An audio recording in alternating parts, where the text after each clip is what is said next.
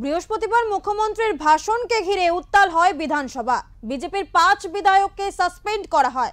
সেই তালিকায় নাম রয়েছে শঙ্কর ঘোষ, অগ্নিমিত্রা পাল, মিহির গোস্বামী, অশোক দিন্দা, বঙ্কিম ঘোষকে। শুক্রবার সকালে এই বিষয়ে মুখ খোলেন বিজেপি নেতা দিলীপ ঘোষ।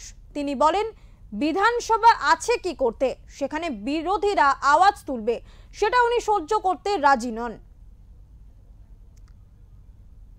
দেখুন, মুখ্যমন্ত্রীর যত ইলেকশন আসছে পায়ের তলা থেকে মাটি সরে যাচ্ছে, যত স্ক্যাম সামনে আসছে, নেতারা জেলে যাচ্ছে, উনি খুব টেনশনে আছেন।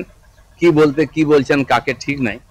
তো সেই জন্য এই ধরনের কথা বললে বিরোধী পক্ষ তো তার প্রতিবাদ করবেই।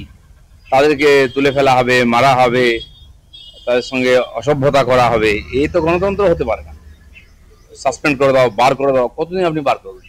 বিধানসভাটা আছে কি জন্য? সেখানে বিরোধীরা আওয়াজ তুলবে বলে, সেটা উনি সহ্য করতে রাজি নন।